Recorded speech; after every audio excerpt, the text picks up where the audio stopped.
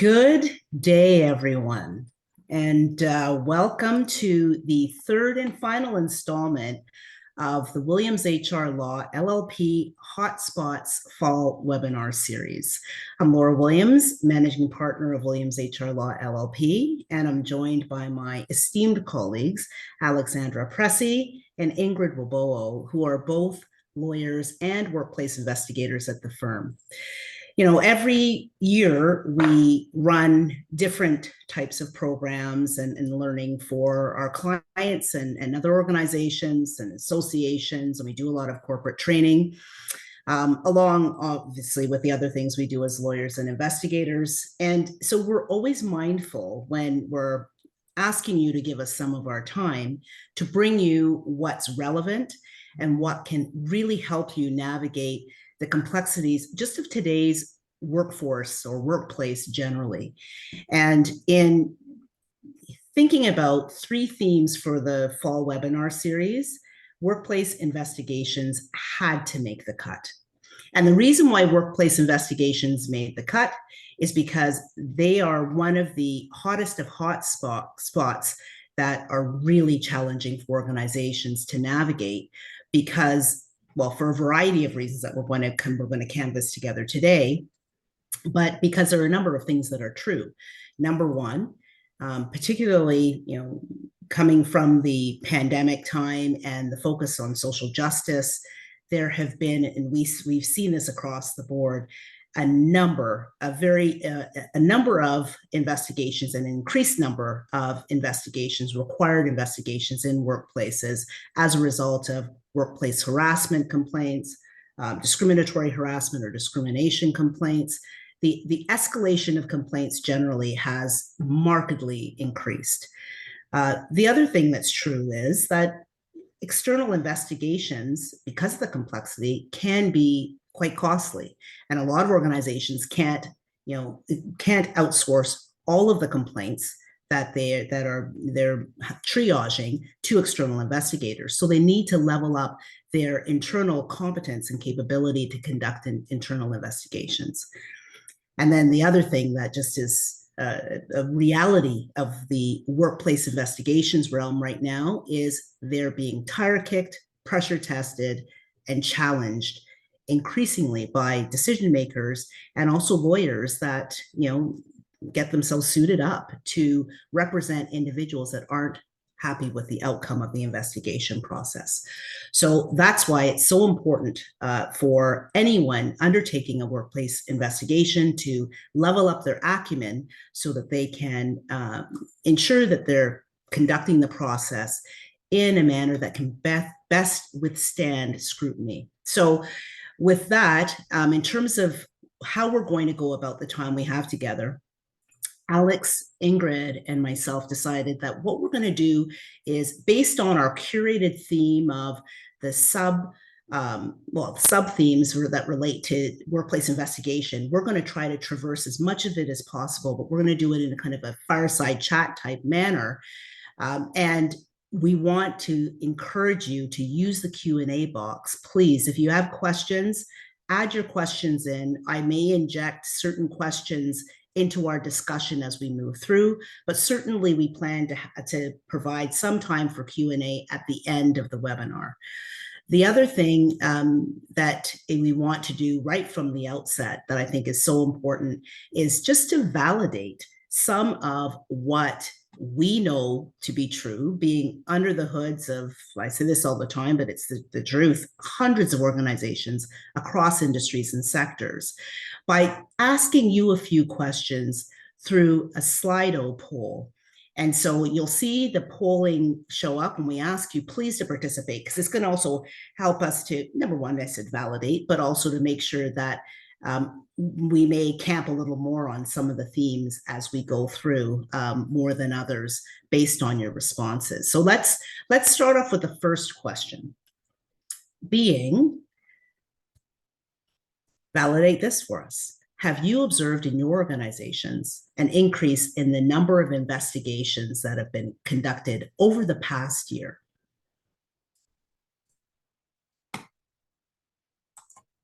And remember to click your answer and hit send.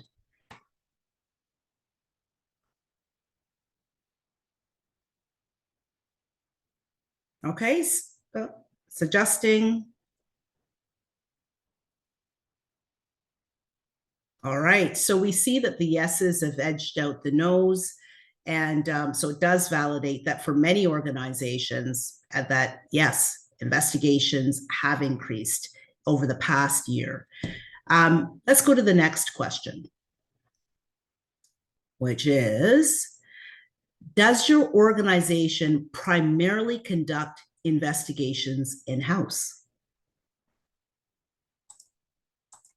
Remember to click send.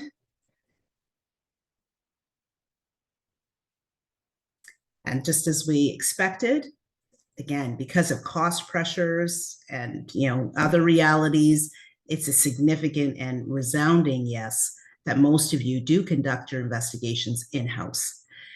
Let's move to the next question, which is, and this is our final question, and this is more for kind of a qualitative, kind of getting some qualitative feedback, which will be in response to the question, waiting for it to populate.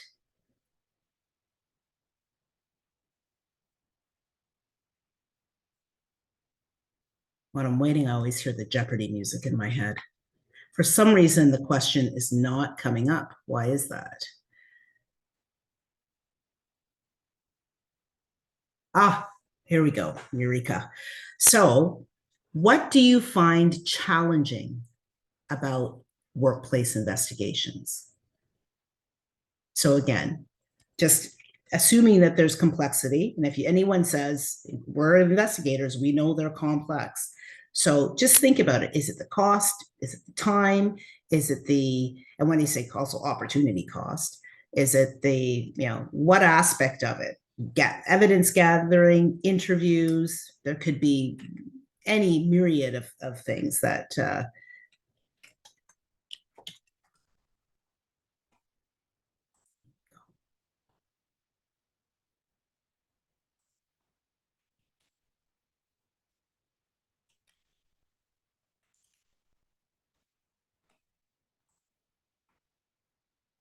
so there we go. I'm hoping you can see the word cloud that is being generated. You'll see that what's really kind of eclipsing others in size is the time it takes. Time is there many times, work, people, sites, retaliatory complaints, findings, trust, remaining impartial, so there's skill set, gossip. Someone just said, look, a lot. And that pretty much sums it up. And I think that it is a fair volume is there. It is a fair response to say a lot because their investigation processes are multifaceted. They are challenging. And so with that, let's dive in. What we've done is we have, again, curated a number of themes that we want to go through with you. And let's start off, if you can bring me to the first area, which is just generally, we've validated there are a number of reasons why any investigator will find investigations complex. And as we mentioned, they're very complex because they're under scrutiny and they're constantly being challenged. So I want, Alex, if you can just start us off, just, we've kind of validated through the attendees what they found to make investigations complex. What would you say has really led to the complexity if you were to give us your list?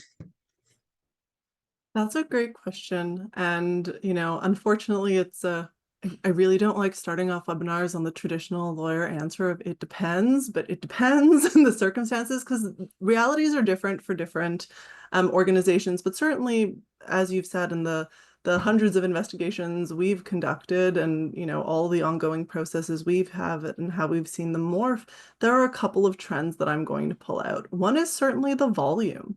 That definitely adds to the complexity. Organizations are seeing more complaints come forward, and this means having to balance multiple ongoing processes. Additionally, there's ever more scrutiny on these processes. I don't know if you remember, Laura, but I, at this point, don't remember when we didn't have some recent decision commenting on how investigations should be done, shouldn't be done. And I know we're going to be diving into a lot of the pieces that decision makers focus on, but certainly their, legal decision makers are looking at them, complainants and respondents are looking at them, their counsel are looking at them, and everybody is pressure testing them. And that pressure testing puts, frankly, more pressure on everybody. All of these things together add to the complexities, as does the fact that we're seeing increasingly nuanced misconduct. The things that are coming up, at least, that have been most often coming across our desks aren't things that are particularly straightforward. It takes a lot of work, digging, careful analysis, and it means that there's a lot of incentive also for parties to push back, because if you can challenge an investigation, it means you can challenge the decisions that result from it. So there's a lot of investment from undermining investigation processes. And we've seen this both when we're counsel engaging investigators, and then have parties on the other side say, well, I can't see how possibly they could have reached this decision. They didn't consider X, Y, Z without actually knowing what happened. They're throwing everything at the wall. And we've seen similar examples when we're external investigators where parties aren't happy and they're trying to push as well. And all of these things do make the entire landscape very difficult to navigate. Ingrid, I'm going to come to you next with this question because, I know, well, we know that, first of all, amongst the three of us, we've done thousands of investigations and you've done hundreds and hundreds in your own right. So same question to you. What would you say tops the charts in terms of what makes investigations increasingly complex? Thanks for the question, Laura. Oh, so many to talk about, but and the challenges really do depend on the nature of the complexity. I think each investigation is unique and brings its own set of difficulties. But generally, though, I think the key challenges kind of lie in managing scope and time, controlling costs, leveraging the right expertise, and addressing resistance, right? And you have to do all that while kind of keeping fairness and thoroughness at the forefront. Um, with respect to scope, I would say that kind of without a thorough intake at the outset and kind of careful process management throughout, even allegations that seem fairly straightforward at first can balloon, and this can, stretch timelines, exhaust resources. Time was a really popular answer in our word cloud, and that's for that's for a reason. Investigations are a lot of work, and managing scope is a huge aspect of making sure that the time it requires doesn't unnecessarily balloon, but it's hard to do. Another significant challenge is cost. Investigating complex allegations can be expensive. It's, as you say, why a lot of organizations choose to investigate in-house primarily. Organizations tend to approach third-party investigators because, they do recognize that the set of allegations is complex, but they may experience sticker shock and may opt to handle the investigation internally instead. Unfortunately, this often kind of leads to those internal investigators sometimes biting off more than they can chew, and that can end up costing the organization more in the long run in terms of the time spent and the resources that you rely on to make sure that the process is thorough and defensible. And, so many more complexities, but complex allegations are just that, they're complex, and so they require really nuanced approaches. So we'll touch on credibility and reliability assessments a lot more, and I expect our next section, but that is a key part. They're highly technical assessments that not a lot of people know about. And on top of that, you also have to bring in specific competencies like cultural awareness, trauma-informed practices, an understanding of concepts like intersectionality, because like Alex says, these allegations don't tend to kind of just touch on one dimension. They tend to touch on multiple. And, you need to make sure that you're addressing knowledge gaps and being honest about them, and addressing them as they occur. Yeah, and all of what you've mentioned and what you mentioned, Alex, just to give our kind of attendees some comfort, we're going to get a little bit more granular because, for example, you talk about trauma informed approach, you talked about credibility and reliability assessments. I mean, these are major components of investigation, and these are some of the components that make investigations susceptible to successful challenge. So just with respect to one of the realities that we've been dealing with in our kind of new world order post-pandemic is a lot of investigation processes now are conducted exclusively virtually.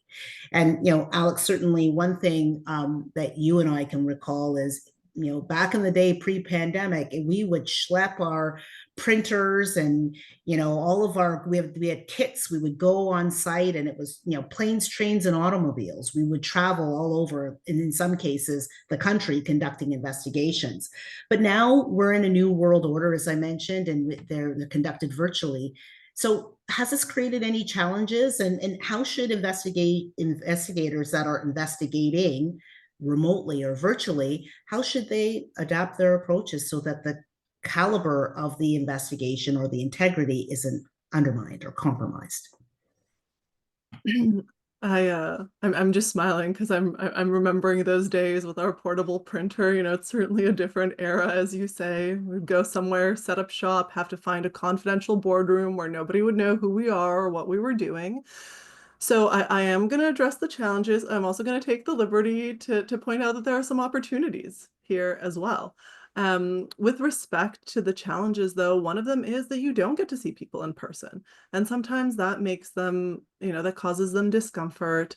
It takes a little bit more work and being more intentional to build trust, make them feel comfortable to be forthright with you and, provide you with evidence. And sometimes it takes a little bit more to convince them to participate in the process. Certainly as well, one of the challenges that a lot of investigators struggled with for some time are the additional steps required to maintain confidentiality. We touched on what it was like when we were in person in real life. There were things that we could do. Now, you don't necessarily know. There could be somebody else in the room. Somebody could be recording a meeting. At certain, there are different steps that you can take to manage this, but it definitely took an adjustment for investigators to consider, okay, what do we need to do in terms of making sure, how do we have people confirm their witness statements or the notes that we take of the interviews without sending them those? Because it used to be we'd print them on our little portable printer, hand it to the person, they would make some revisions, we would have them sign off, and we would take it away with us. So all of these things, just, dealing with the new world order. But as I said, it's also created a lot of opportunities, which have been very interesting. In some ways, it makes investigations more efficient because it might be easier to reach parties who are far away. And also it makes them a little bit more accessible because there may be some parties who have issues traveling. We've conducted investigations with participants who have challenges leaving their home and they feel more comfortable in that environment, and it allows us to reach them more easily. For our clients, it's also opened up their pool for investigators. So we've been able to move on and ask them, when we've needed to engage an investigator, we've been able to, look at maybe somebody who's not necessarily right close to them. It also means that if you have, you mentioned, Laura, we used to kind of go around the province or the country for some of our investigations. It makes them more cost efficient for organizations engaging us as investigators if we don't have to necessarily travel to every province and territory when we're doing an investigation for an organization that may have multiple offices and participants in different offices have been engaged in this process. And it also means that one of the pivots have been investigating somewhat different behaviors. Cyberbullying, that's a term that people use to really refer to interactions, mostly in the high school context, between students and things like that. Now, for years, we've been seeing them more in the context of work because people are interacting more virtually. And there are a different set of skills and considerations to investigating conduct that hasn't happened in person, different evidence that you have to take into account. And we've seen that this has come to the forefront as well, because we know that there's just been recent legislation changing the definition of harassment to include virtual harassment because it is so prominent. So definitely, some challenges, lots of opportunities there as well to make processes run in a more smooth and efficient manner. All really good practical insights, Alex, because there are opportunities and we have to leverage the opportunities. I think one of the biggest challenges virtually is, and just to double down on this point, is you do lose something when we're talking to each other in a 2D basis, because I often refer to the 7-38-55 rule, if anyone knows what that is, and that when it comes to the meaning, and what we communicate to others, 7% is what we actually say. The 38% is your tone, and 55% is our body language. And when we're these little torso squares on computer screens, you miss some of the body language. And so that's something that you have to really be mindful of, because particularly, and we're going to get to this, when you are conducting trauma-informed processes, sometimes certain types of fidgeting, certain types of mannerisms can give you some clues and cues with respect to someone's comfortability or whether or not they're experiencing trauma, right, during the process that can compromise the evidence. But let me stick a pin there. We're going to get to that. Let's move to what I would say is one of the most difficult aspects of conducting a thorough process and assessing the evidence, and that's conducting the credibility and reliability assessment. And essentially, what that involves is, and where it becomes most complex, is when you've got two different versions of events from typically the parties, but it could even be, as among your witnesses. How do you determine, on a balance of probabilities basis, what evidence that you prefer? So, if Jane is saying one thing and Jose is saying something else, then how do you make the call as an investigator? So I'm going to start off with you, Ingrid, just kind of right off the top. Like, how do you differentiate between honesty and reliability in witness evidence? Thanks for the question, Laura. So just to preface, honesty and reliability are kind of the two core components of a credibility assessment. Honesty, which is, confusingly sometimes also referred to as credibility, that refers to someone's intent to tell the truth. So, an honest witness provides evidence that they believe to be true, regardless of its factual accuracy, right? And that's what reliability is. Reliability refers to the factual accuracy of someone's evidence. So a reliable witness often gives an account that's, internally consistent, stays the same throughout multiple retellings, more or less, or it's kind of corroborated by other evidence, right? Whether that's documentary evidence, other witness evidence, what have you. If you're dishonest, you generally cannot provide reliable or factually accurate evidence. But the interesting thing is that the reverse isn't necessarily true. So someone can be honest but provide unreliable evidence. I'll say, like, I myself am often that way. I'll swear up and down that, I left the house keys in the key bowl where they're supposed to be. And then days later, my partner will find them in my coat pocket and will be really annoying about it. But in short, honesty tells us about someone's intent to provide evidence that they believe to be true, and then reliability tells us whether or not that evidence actually stands up to reality. Both are important, but they're not always the same thing. Sorry, I realized I have myself muted. No, that's and that distinction is really important to appreciate when you're conducting that assessment. And generally speaking, just when you're conducting credibility and reliability assessments, they're very, very nuanced. And so, Alex, to you, like, what makes conducting these assessments so challenging? And importantly, what are the consequences of getting them wrong? I think at base, what makes conducting these so challenging is that people are very complex. And it's, very difficult to tell. Academically, the distinction that Ingrid just really helpfully drew for us between honesty and reliability is pretty easy.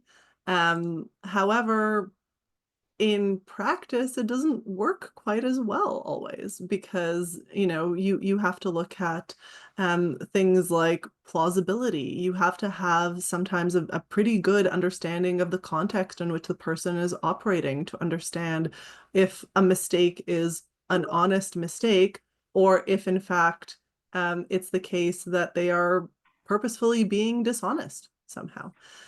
So definitely, you know, there are a number of factors, and there has been quite a bit of helpful case law that we've written about on our blog in terms of what the considerations can be, and they do include things like logic, inherent plausibility.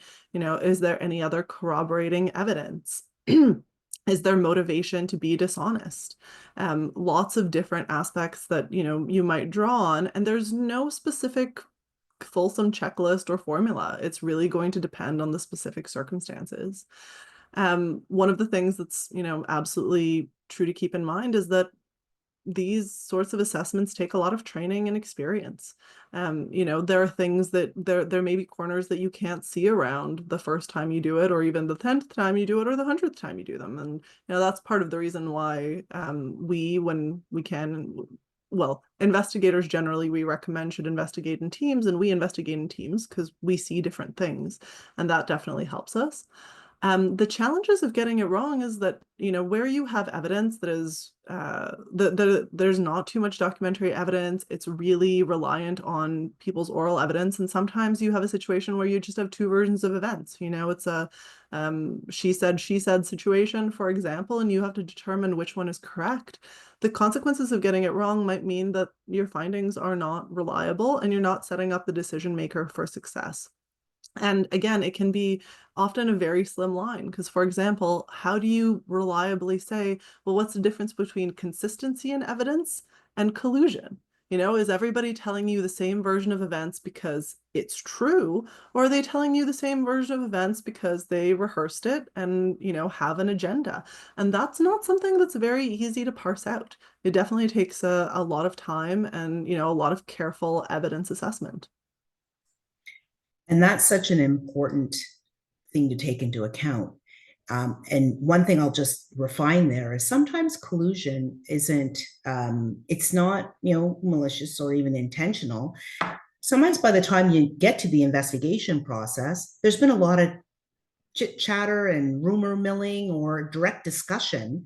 Sometimes people even consoling people that have perhaps allegedly experienced something. And so stories naturally align, right? And people don't, in telling or giving their evidence, they don't make the distinction between what they have firsthand knowledge or observation of and what they were told. And that's why it's so important to ask the right questions and to ask the right follow-up questions so that you can make those distinctions. Um, you know, one of the things I didn't say from the outset that I'm going to say now, just so everybody can, you know, if you've been writing furiously, is yes, please, this is for you to capture the notes to enhance kind of the tools you have in your toolkit with respect to best practices and considerations. But also know that we are going to provide you with this recording.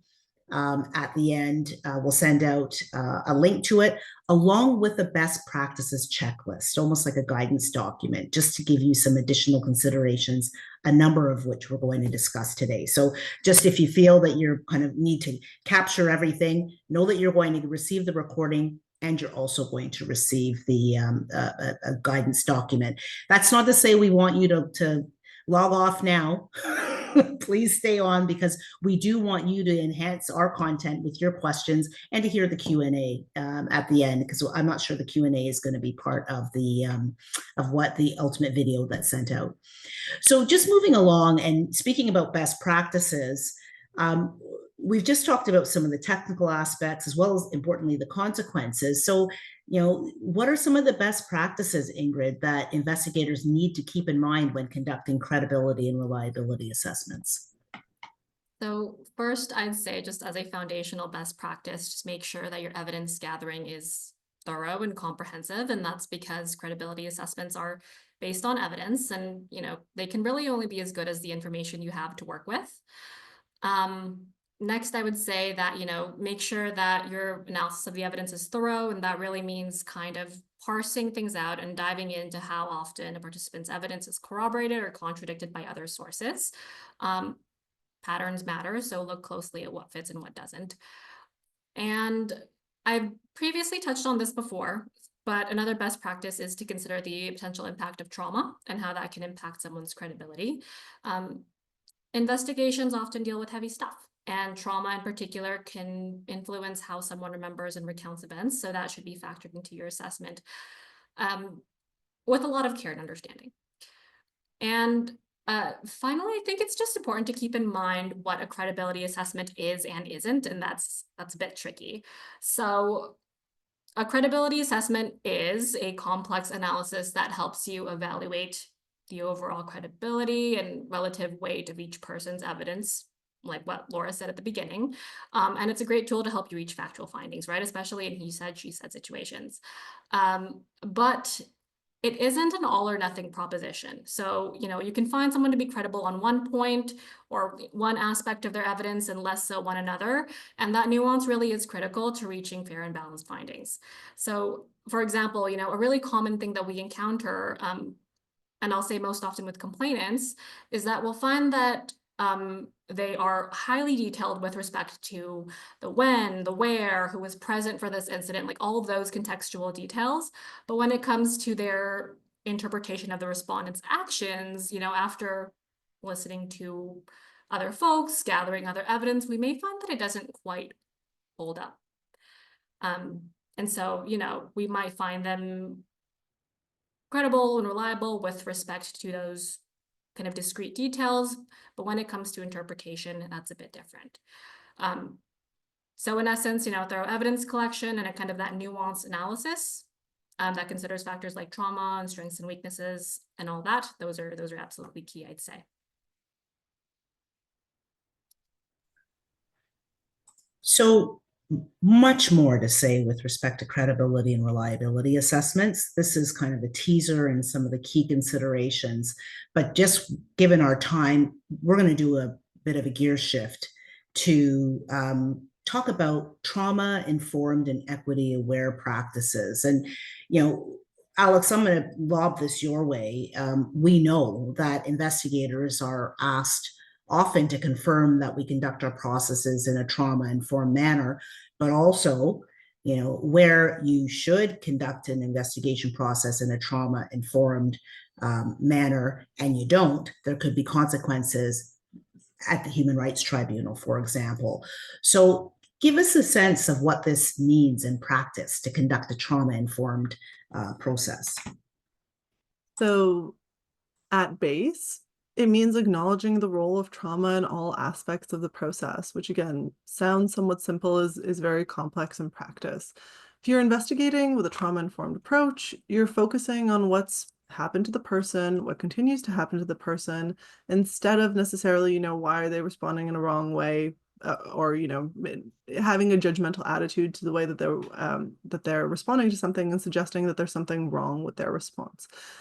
In practice, it means that you have to be flexible in your approach. In any investigation, you're not going to get the ideal evidence that you would like. In a process where trauma is involved, it may be even more so the case that the evidence may not present itself in, exactly the perfect chronological, clear manner that you would like.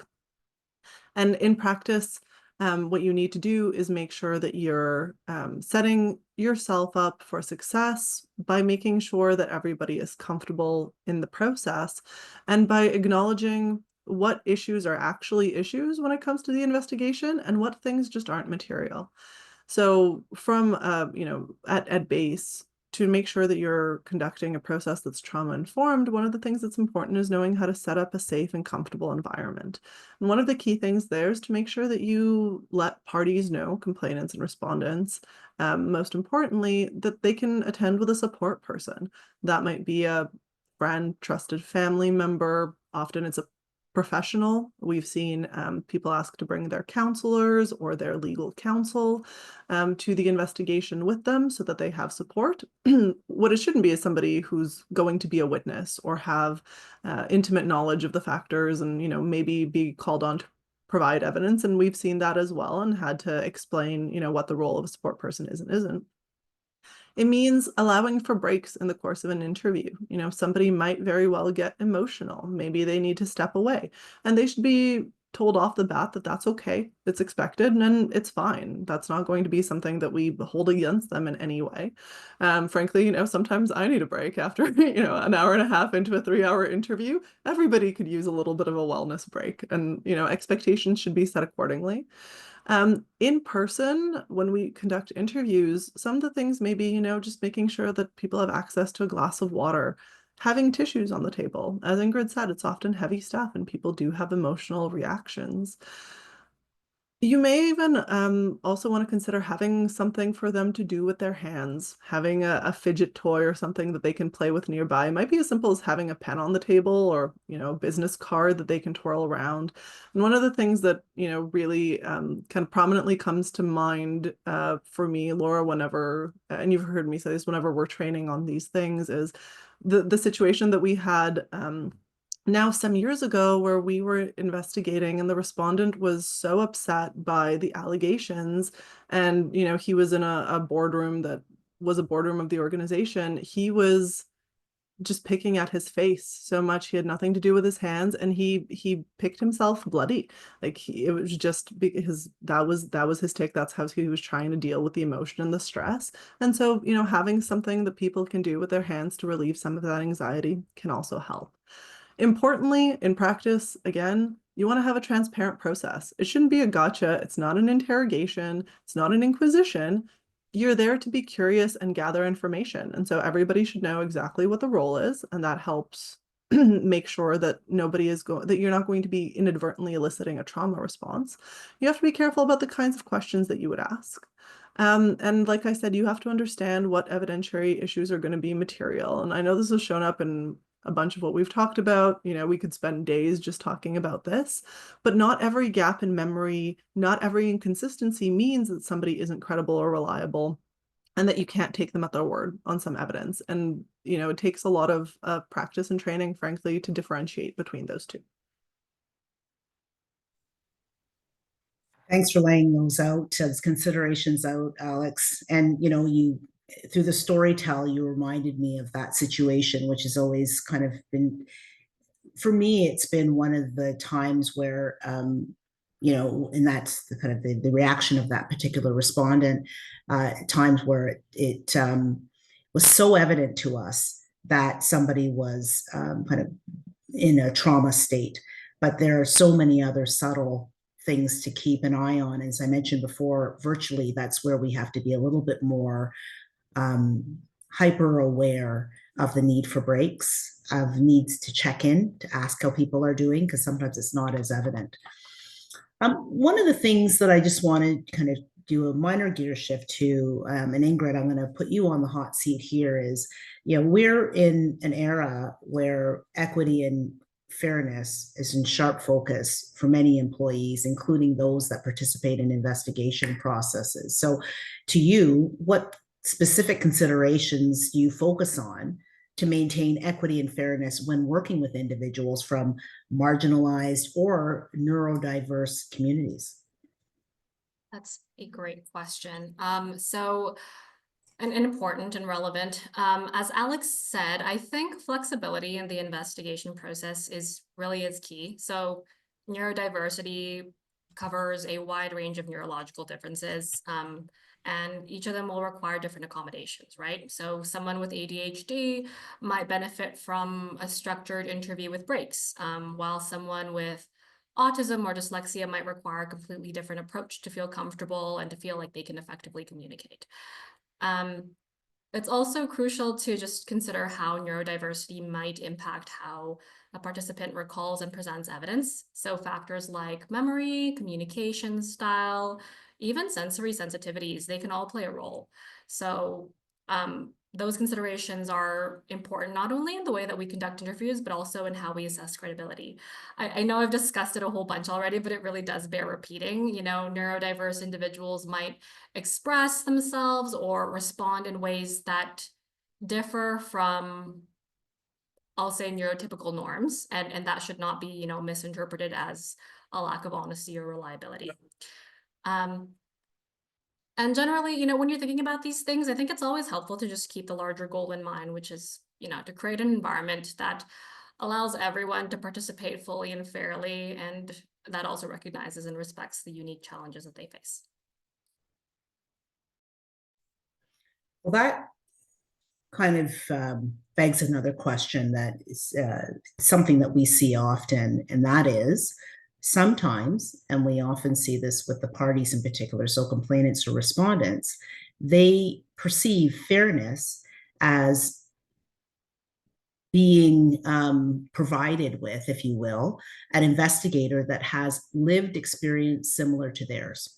So, Alex, you know that we've had that request many times, and sometimes requests that, you know, obviously we can't meet in terms of the identities of our investigators. How do we navigate this, and what are the rights of the parties in this regard? I think, part of what's really important is understanding where the request is coming from. Because often it is, what they want is an assurance that it's somebody who is going to understand and have the expertise to provide them with a fair process. And, that doesn't necessarily have to be exactly the investigator with the demographics that they want. And often that's impossible to find. I mean, the most recent example I'm thinking of, Laura, there was a request to ensure that the investigator, and I believe at the time the party wasn't aware that it would be an investigative team, so that the investigator was of a particular sex, particular sexual orientation, particular age range, and particular ethnic background in order to make sure that they would understand one of the parties. Now, the reality is that you're not going to find one investigator who covers all the lived experience of everybody in the process, because it's not just the complainant or just the respondent who's entitled to procedural fairness. It's both, or, multiple of them. Sometimes we have processes where we have 2, 5, 10 parties who are complainants or respondents. So one of the things that I've found to be most successful is addressing the underlying issue, which is to say, we understand the concerns. We have a trained team. We are trained in identifying things like unconscious biases. We do investigate in teams so that we can provide checks and balances and different perspectives on things. And essentially to say, look, we've got this. The thing that you're wanting, we can give you. So in my view, the most important thing is to make sure that you have the training and experience to conduct the process in a particular way. And again, the transparency in the process and letting people know that often, frankly, in every scenario I can think of, has been sufficient to set them at ease. And then the proof ends up being in the process. If the process is sound, this bears out. Absolutely. I'm going to stick with you, Alex, with just a not really a follow up, but in a way, yes, a follow up to something you mentioned earlier with respect to parties taking advantage of, not taking advantage of in terms of exploiting, but availing themselves, better way of putting it, of support people or representatives in the process. So, what do you do, or how should an investigator respond, just generally, when that support person or party's counsel begins interfering with the process or starts behaving in an obstructive manner? This is another one that, can go in many ways, and certainly one that's been happening increasingly. And I think it's really linked to, again, that kind of need and taking the opportunity to tire kick and pressure test the process. One of the important things is to set expectations.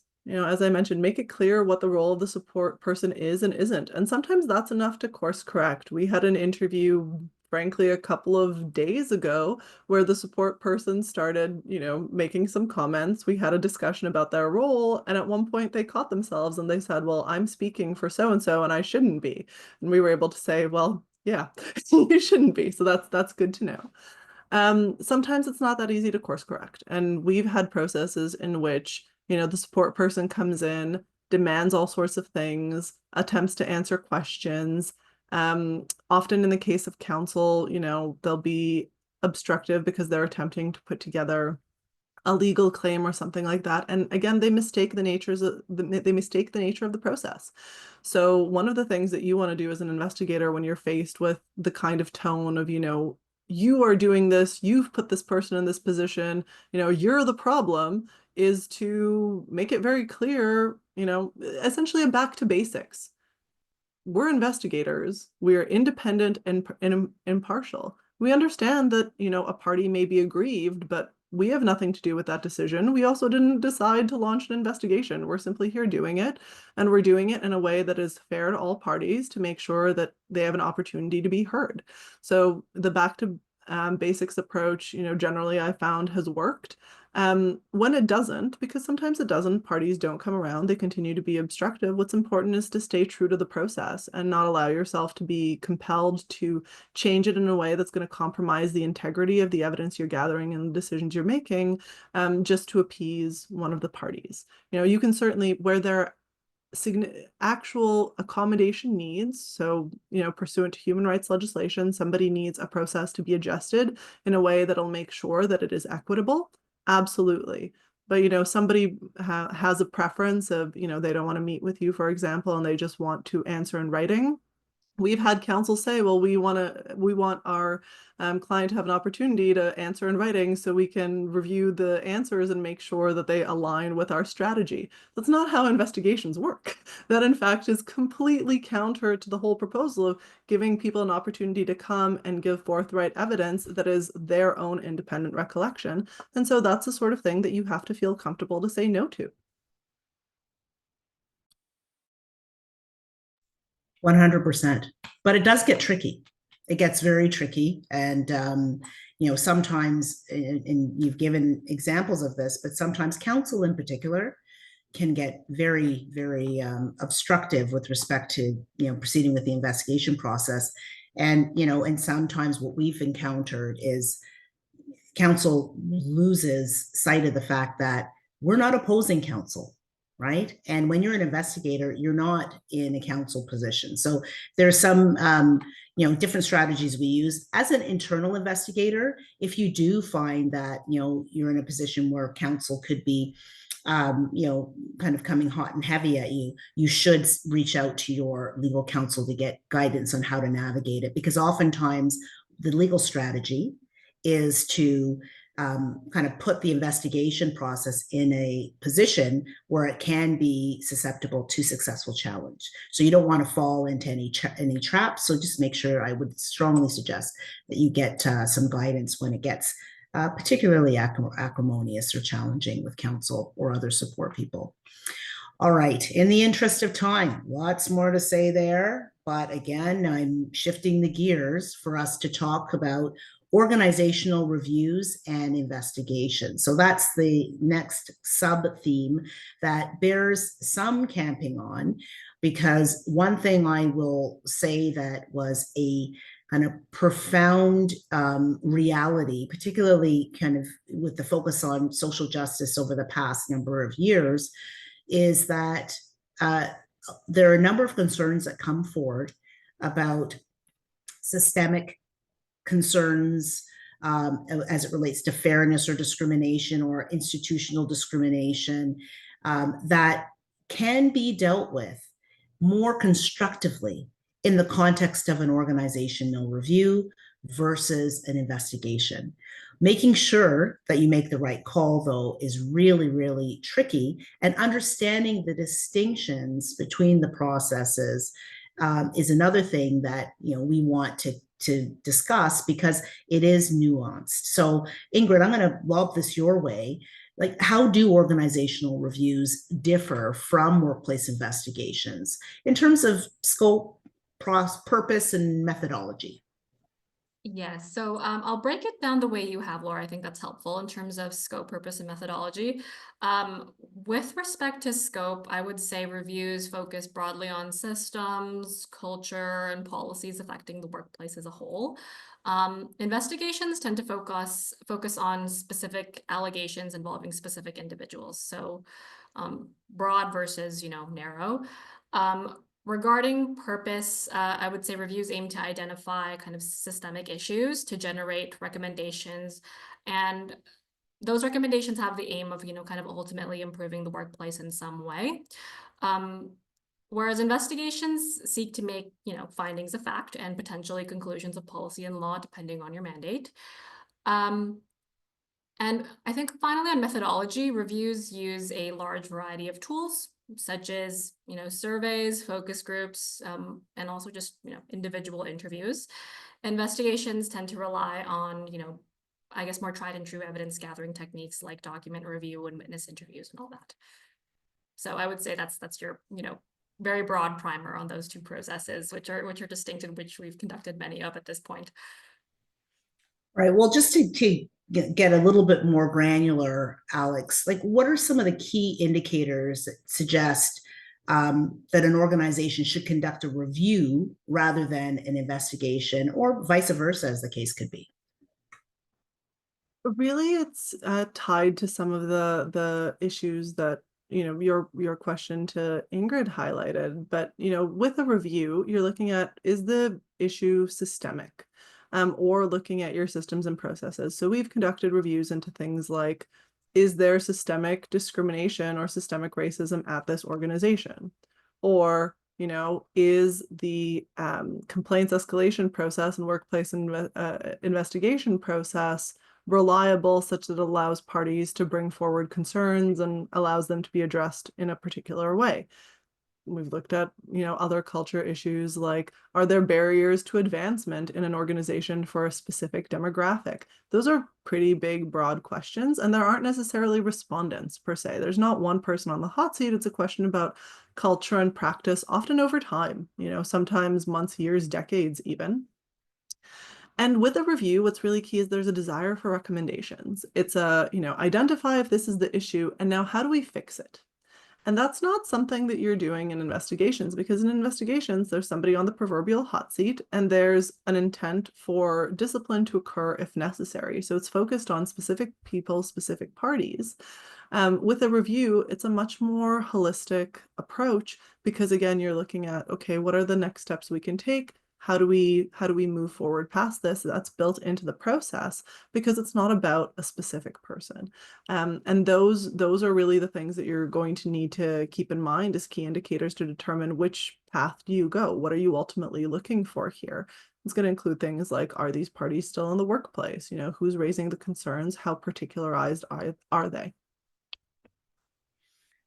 And when you mentioned about recommendations, so it's so interesting because I had this very question asked of me this morning from an organization that really wants recommendations as the output of the investigation process. And we always advise against recommendations when it comes to an investigation. We will provide a debrief. In the context of a debrief, perhaps we might, if asked certain questions, through our expertise, we may give kind of some suggestion of what we've seen more generally within the workplace. I think that is something that is helpful.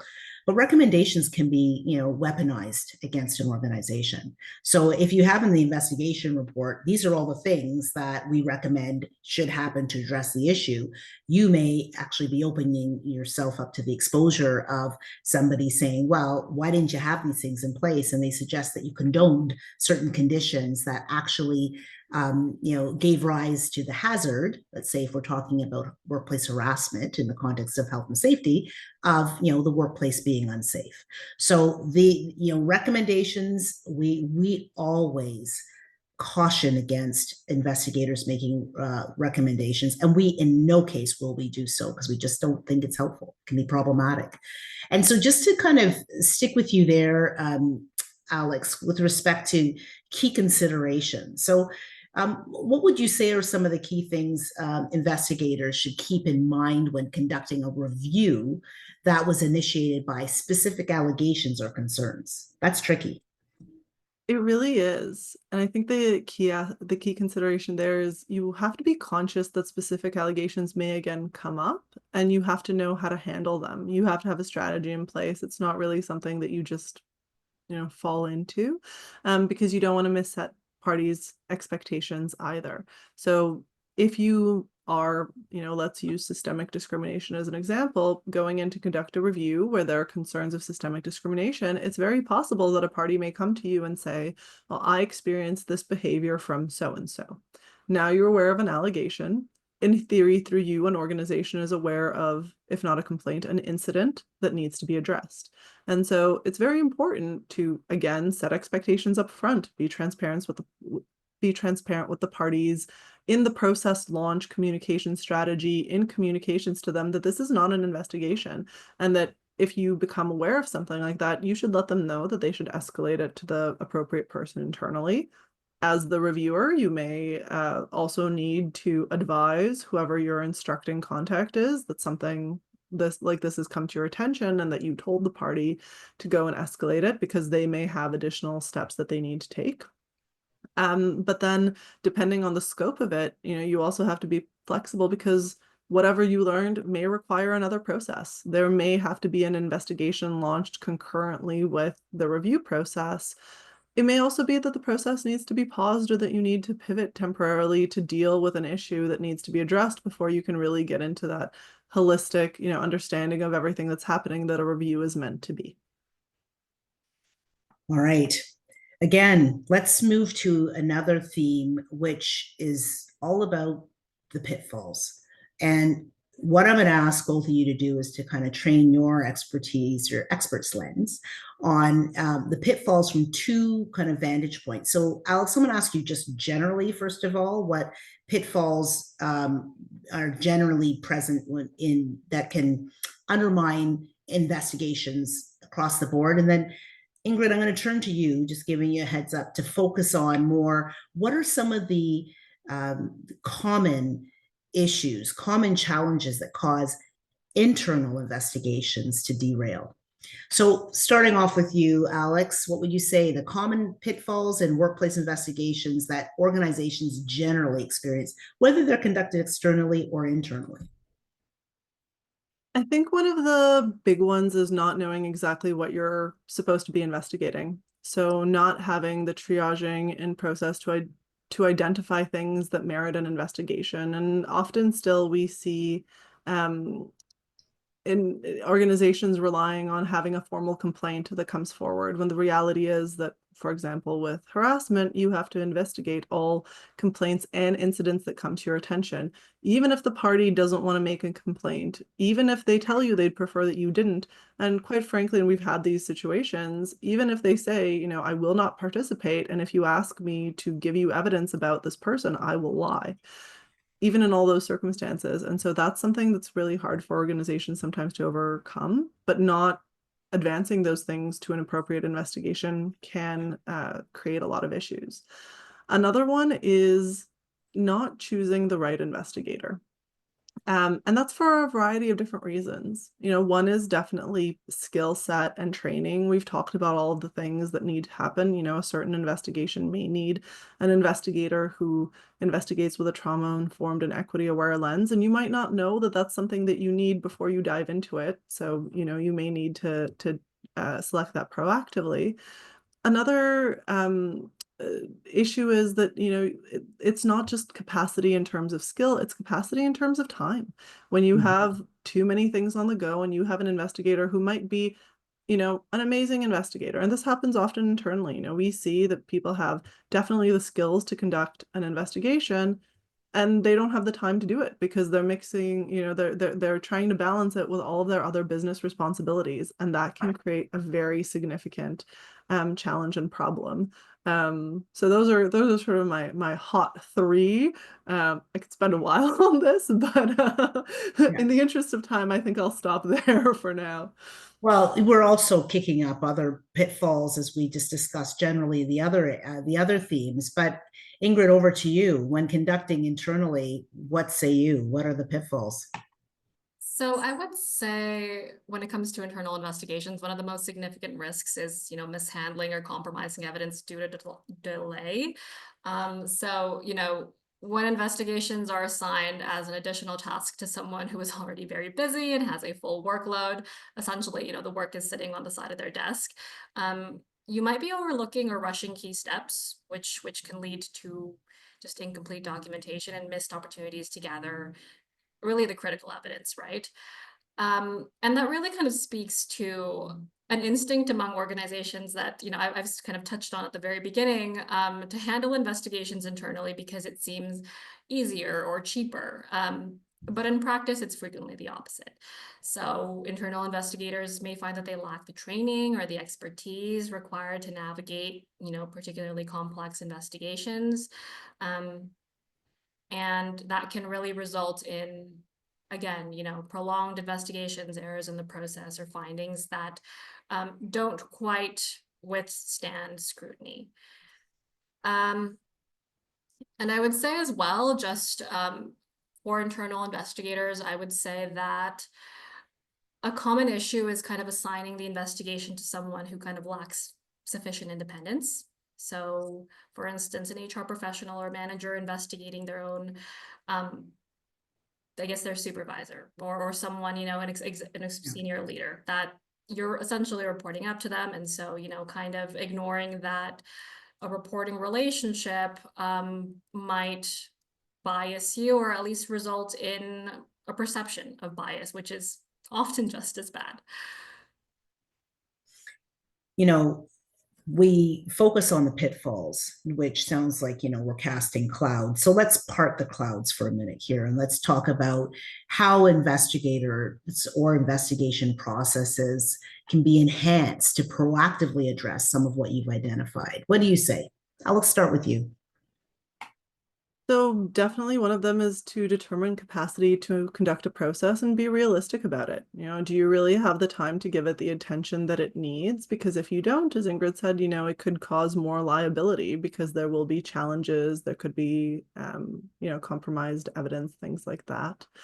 The other big one is selecting the right investigator and, assess that not every investigator is right for every task. And this also means that if you're an internal investigator, be honest with yourself and consider, are you the right person to conduct an investigation? Yeah. Not everybody can conduct every investigation and not everybody should. One of the things that we see now often, there are challenges about, well, this investigator wasn't the right person because they made this post on social media about XYZ topic. So of course they're biased against whatever the case may be. That may very well not be true. It may be that you hold, specific views and you can divorce those views from the work that you're doing. It may also be the case that if you care about something enough to plaster your opinion about it all over the internet, then maybe you shouldn't be conducting an investigation process, and that's okay. Again, what's really important is to do that work, make sure you're identifying your own unconscious biases and not self-select into a process that you really shouldn't be in. And the other piece is, if you're going to be conducting investigations, that's something that takes significant time and training. So the best time to prepare for an investigation is when you don't have an investigation on the go. So if you're going to be doing internal investigations, you want to make sure that you're getting qualified investigators in to train your team so that you can prepare your processes, prepare your practices, have everything ready in advance so that when a process lands, you're not scrambling. You know exactly where you need to go, who you need to go to, and also make sure that you're keeping that up, because if you get all that training and then, knock on wood, and this is my, fingers crossed for everyone, you don't have an issue that legitimately needs investigation for a long time, well, then you're not going to be up to date on all of those new developments and things like that. So it may very well be that you need to do refreshers. Yeah. Anything to add, Ingrid, from your end in terms of what you identified? Apologies if you had already kind of discussed this, Alex, and I missed it. But I think a great best practice is to also just investigate in teams. And so, Alex, Laura, and I often conduct investigations together. It's fantastic, to have a sounding board to kind of get feedback on. Again, your colleagues might have insights that you yourself may miss, because of blind spots or what have you. It's fantastic to just have another person to rely on for things such as, something as innate as like note-taking support to kind of the more substantive stuff. That's a really key part, I think.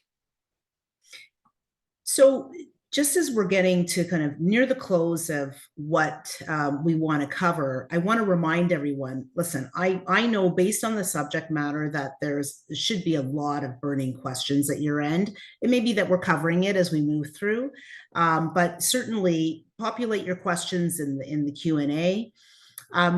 I do want to, just before we get to the Q&A time, cover a couple of other things really quickly. And the next one is all about trends, kind of what to watch for. One thing that is true with investigations is that the subject matter often shifts in response to social, societal topics and trends that are, things that are happening generally. So, back in, I would say, kind of, I guess this would have been 2017, 2016, 2017, 2018, when we were hot in Me Too, Time's Up. We were doing a lot of sexual harassment investigations. Not to say that they've significantly waned, but that was a lot of what we were doing. With the focus on social justice, with kind of George Floyd, late May 2020, we were dealing with a lot of discriminatory harassment. So, one thing that we've seen in terms of trends over the past year, certainly with respect to what we've investigated, relates to or involves multiple allegations related to Israel, Palestine, many of which involve political expression in the workplace. With reactions to recent US elections and growing societal polarization, this trend is likely to persist. So, Ingrid, this is to you. What key considerations should guide investigations into political expression at work? And again, this is the hottest of the hot right now. So the central question that these investigations tend to revolve around is whether, the political expression has crossed that threshold to constitute a breach of law or a breach of workplace policy. That determination is highly context specific. So what might be acceptable in one scenario could be problematic in another, depending on factors like the nature of the expression, its timing, its impact on others. And for that reason, evidence gathering needs to be exceptionally thorough. It should always be thorough, but exceptionally so when it comes to these allegations. You need also like a comprehensive understanding of the circumstances to make informed and defensible findings. So familiarize yourself with, the specific political context around the political expression that's being investigated, things like that. Address that knowledge gap, right? It's also essential to recognize, I think, that even when political expression doesn't meet that threshold or that legal or policy threshold for misconduct, it often still has a significant impact on the workplace. Employees may feel uncomfortable, excluded, or unsafe, even when you don't find that, it constitutes wrongdoing. So in these cases, post-investigation, remediation and restoration can really be key in addressing, those broader workplace dynamics and resolving the tension. Absolutely.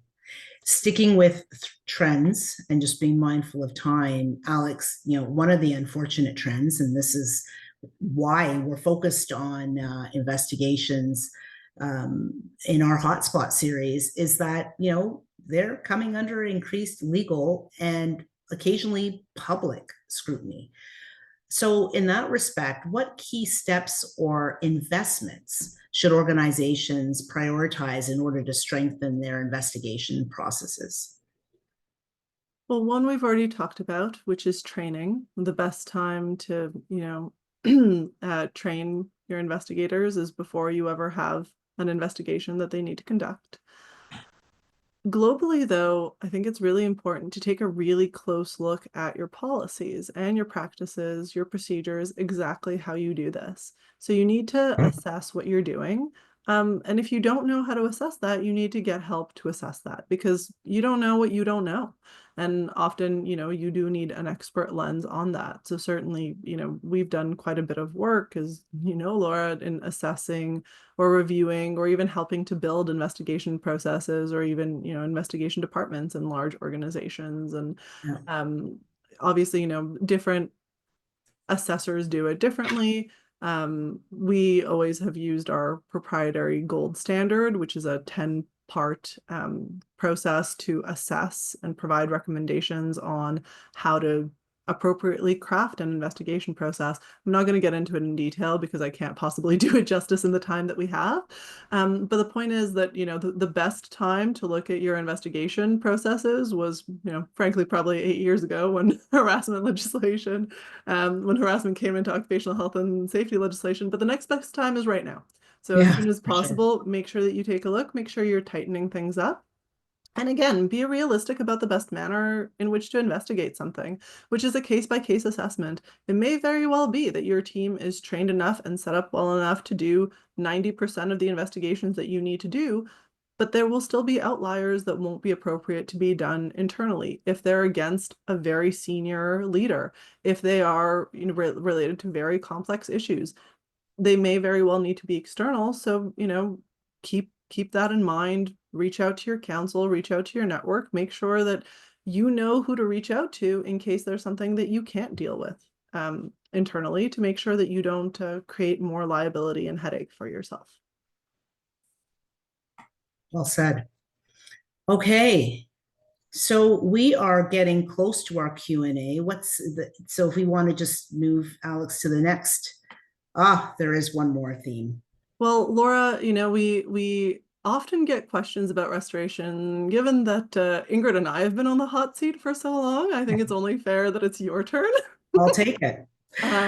Because we've talked about a lot of the issues that arise in investigations, and I think we've touched on but haven't really thought about, well, what happens after the investigation, because we know investigations can be incredibly disruptive to a workplace environment. They're very difficult on people and also on workplaces.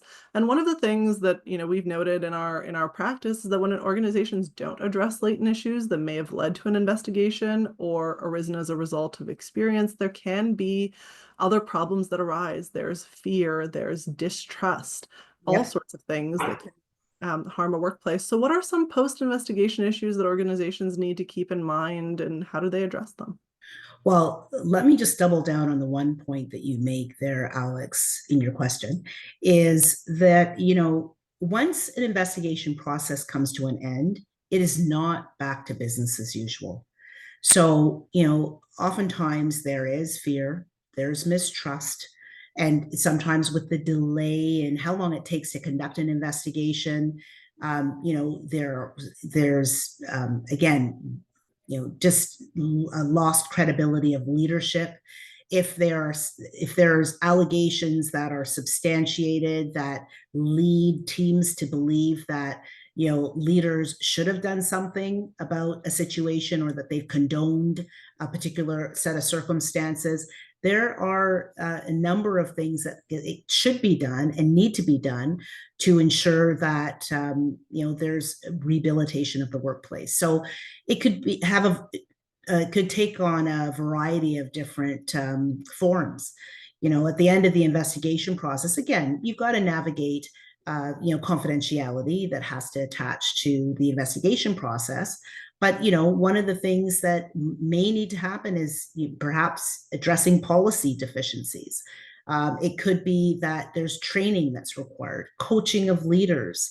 It could be a town hall to address something specifically that needs to be addressed or socialized workplace wide. Right after this session, I'm tumbling into a workplace restorative mediation that is following an investigation process that involved allegations by a team member against a senior leader. And now we have to have kind of find a way to get them back to productive functioning, because that particular scenario has had a very traumatic ripple effect, not only across their team, but across the organization, and has called into question the credibility of certain other things the organization was working on, like their EDI strategy in this case, because the allegations involve discrimination. So one of the things that it's almost like, I think it was Stephen Covey that used to say, he's the one that coined the term, begin with the end in mind. So when you're starting your investigation process, and when you're starting that planning, sometimes the allegations inform what you may need to do at the back end. So at least to have a sense of what may need to be addressed, relationship wise, team wise, organization wise. But just bear in mind that there should be some steps to at least assess and take the pulse of the organization, of the culture, either local team or organization wide, to see what needs to be repaired.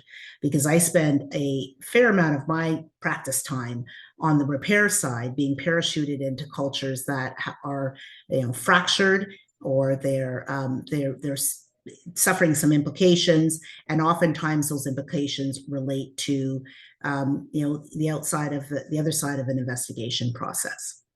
So thank you for that question. I note that somehow we've lost Alex temporarily, but I do want to shift gears now, and what we're going to talk about is there are a number of Alex just said she's lost power. So just to kind of sum up in terms of some of the themes that are important to bear in mind when it comes to investigating, just to give you the kind of the last set of considerations. First of all, one of the things that's going to be always very important to assess when you're doing it internally is, can you investigate internally? Very, very key consideration. We gave you a number of the different factors to bear in mind, but sometimes you have to determine, do the investigators internally have the capacity? Do they have the capability? Could there be certain realities, let's say, pressures and other priorities that could lead to delays, that could compromise the overall integrity of the process, including the reliability of the evidence if it ends up getting spoiled due to the delay? There are a number of things that you need to take into account in that respect. Also, you have to ensure that your investigators are trained, and to update the training regularly, because the law and the implications of not conducting investigations properly are getting a lot more enhanced in scope. So make sure that your internal investigators are trained, and also make sure that you proactively assess and establish your processes and practices. You need to have very clearly established guidelines around how you approach workplace investigations, and they need to be socialized workplace wide. Your harassment, discrimination, or the other policies that you have where there are complaints escalations paths, you have to make sure that those particular paths are clear, and that your environments know how to escalate complaints. I'll tell you, one of the things that a lot of organizations have been encountering now is, let's say, for example, you institute other departments, like let's say an equity department, or you have an equity officer. Just to give an example, sometimes individuals are going to those other departments, and they're vocalizing or lodging complaints and concerns that there's not a formal intake or escalation. In other words, it's bypassing the formal complaints escalation routes that might be stipulated in your policies. And that's a huge problem, because under particularly the workplace harassment provisions, and that includes discriminatory harassment, it's not a complaints driven process that dictates whether or not an investigation has to occur. So complainants, sometimes they don't want to proceed with their complaints, and complainants sometimes bring complaints forward, and they'll say, no need to do anything about it, I just want to let you know. And you have to know, and your leaders that are triaging these complaints, along with your investigators, have to understand that it's not at the behest of an individual as to whether or not something is escalated to an investigation. Incidents have to be investigated as well that could give rise to workplace harassment or discriminatory harassment in particular. You want to ensure that you're thorough and you're objective And as I just mentioned as well, you want to identify any necessary rehabilitation within the workplace. So that's just to sum up a few of the key considerations we want to make sure we put on your radar. Also, to a reminder, we are going to circulate a best practices document for you that post session, so that you have that at the ready to add to your toolkit with respect to your internal investigations that you conduct. Want to turn to the Q&A, but just one last little thing to put on your radar. If you can believe it, we're almost at the end of 2024. I can pretty much say to you, happy holidays. And with that in mind, every year what we do is we put together our newsletter, the year in review newsletter that identifies all the key developments in 2024, and will also highlight some trends for you for 2025. So what you have to keep your eye on.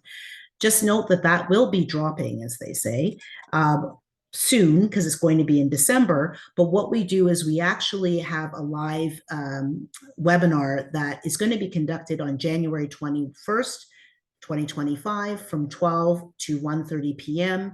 And during that webinar, we're going to cover the top of the top developments and trends, and you'll have an opportunity to partake in a Q&A with our lawyers. So I want to put that on your radar. So let's just, in our final moments, tackle some of the questions that have been asked of us in the Q&A, and this is always the case. First it was not much was there, and now we've got stuff there. So I'm going to take it from the top, and I'll actually tackle the first one off the bat, because I think this is an important thing for us. It's kind of bedrock for us, and that's if an employee requests a workplace investigation, for example, for harassment, is the company obligated to have one at the company's cost? So first and foremost, yes, remember what I just mentioned, that if an employee requests an investigation, it's not so much saying, investigate. It has to be based on an incident, because it could be based on something they observed that relates to workplace harassment. They may not be the one that is directly impacted. So kind of like a bystander observation of an incident of workplace harassment within the workplace. Or it could be somebody that is directly impacted and has allegations against others or against the organization.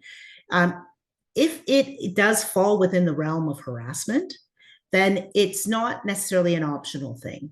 You always have to assess the complaint to determine whether or not, on a prima facie basis, so meaning if you look at the complaint and read the complaint, does it give rise to the employer's obligation to conduct an investigation as appropriate in the circumstances? So that's the first thing. But it's not just yeah, we may do it or we may not do it. There's a positive obligation under the law. With respect to the cost, so yes, it is the organization's obligation to conduct the investigation. So it's either you do it internally, sometimes to minimize cost, although there is a cost still to conducting it internally, because someone's got to devote the time. There might be distractions that could compromise the evidence, or it could be that it's just something that is going to enmesh too many people, or there could be bias, et cetera, and conflict. There's so many considerations, so I'm just kind of rhyming some off.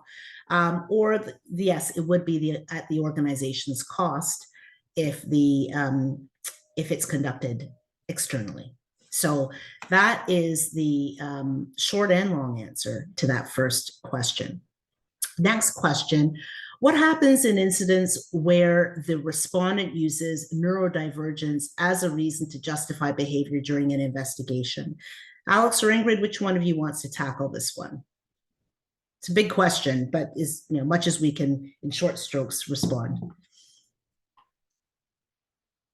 So this is, I think, where we again have to harken back to the good old "it depends," because really, this isn't a question we can answer without specifics.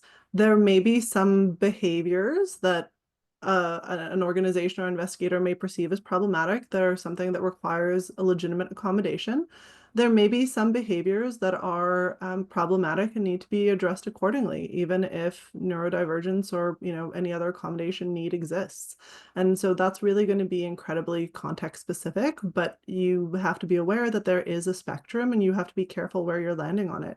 You have to take, considerations in good faith. You have to make sure you're not acting from a place of stigma or bias, but doesn't mean that you need to necessarily tolerate hostile or unsafe behavior. Okay, thanks, Alex.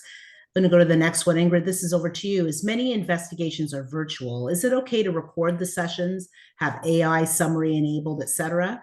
This would help in record keeping and nuances that may be missed otherwise.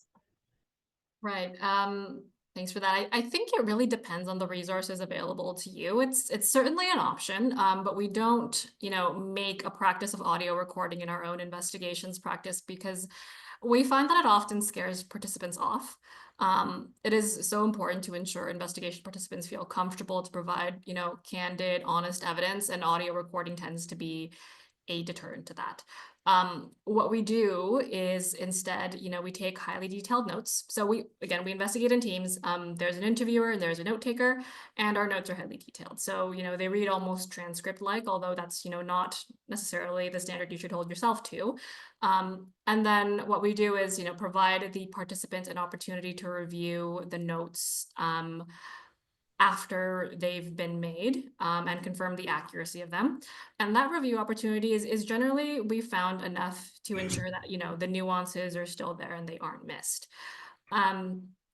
With respect to the AI portion of your question, I would be cautious against using AI. That's not me being a Luddite, I promise. We're hip, we're cool, we have an AI committee, we're up on the times. It's just that, AI isn't necessarily trained in kind of gleaning what is important to consider in investigations, like what is crucial evidence and what isn't.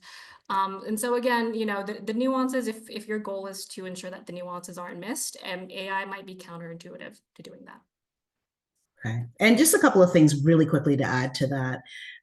With AI, you also want to determine there could be confidentiality concerns, and security concerns. So I would just, whatever you're using for that purpose. But really, at the end of the day, it is okay to record. And particularly if you want to make sure you get it accurate. I'll tell you what does happen though. When you say you're recording, the participant will say, well, I want to record too.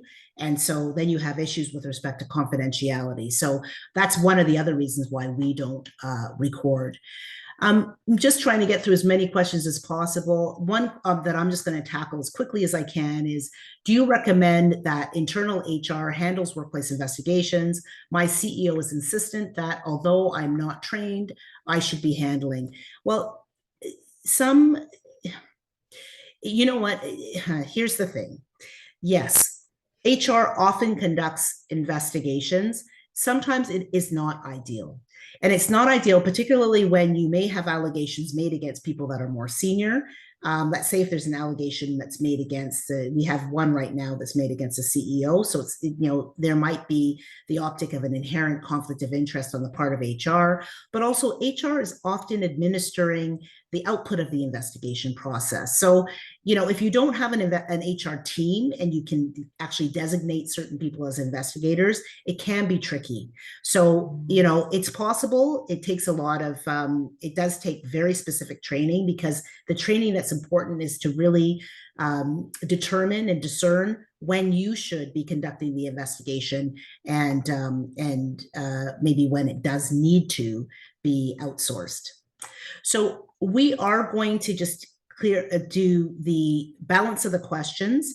I do always want to honor those of you that may have a hard stop. You've just dedicated the 90 minutes with us. I thank you for taking the time. I think hopefully that in this discussion, you have been able to, glean some, very practical and actionable takeaways that will help you in the odyssey, as it is, in conducting workplace investigations, because they are becoming more and more complex. Again, hope you have a wonderful holiday season. For those of you who want to hang back, we will tackle a few more questions. But to the rest of you that may have to leave us, we certainly understand. We wish you all the best, and until next time. All right, so just a few more, Alex and Ingrid. I want to go to the question that says, hello, how would you approach the workplace investigation process if a complaint about harassment by an employee was made against a client that we service? Alex, how about you? So just to make sure that I'm understanding, this is an employee is saying that a client is harassing them. In Yes. that case, you still have the obligation to investigate because under the Occupational Health and Safety Act, you're looking at harassment against a worker in a workplace, and it doesn't define by whom. So if they're experiencing harassment by a client, that's something that you would have to investigate. It may also be something that you need to conduct a risk assessment for, frankly, in case that there's some issues that you need to address. But that's certainly something that you would want to make sure that you're investigating. It may present challenges in terms of how do you get that client to participate in the process because they may not be particularly inclined to do so, but you should definitely still attempt the process and get it as far as you can. Okay. And the last question I'm going to ask is to you, Ingrid, and that's how do you approach situations where parties are unavailable to participate in a process?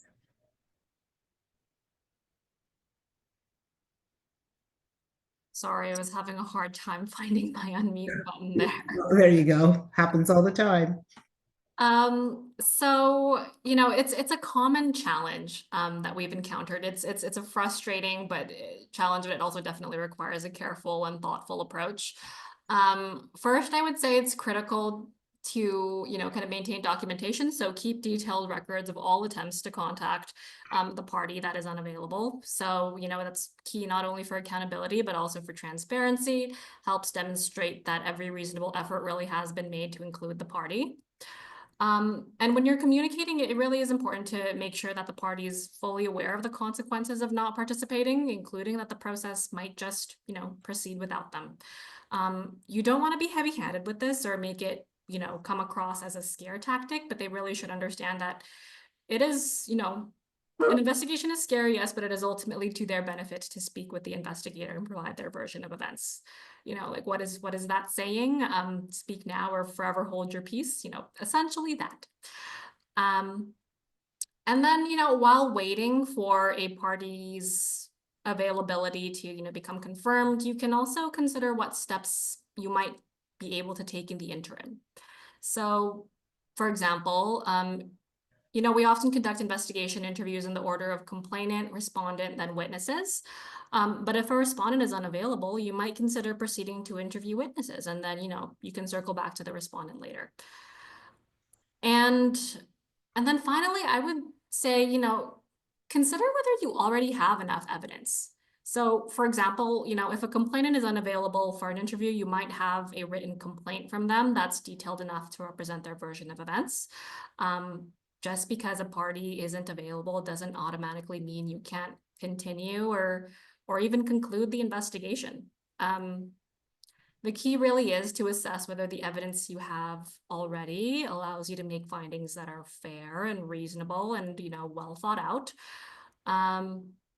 And, whether it impacts procedural fairness to a degree that, it's the investigation becomes unfair. At the same time, you also need to balance procedural fairness with the need to be timely and move the process forward.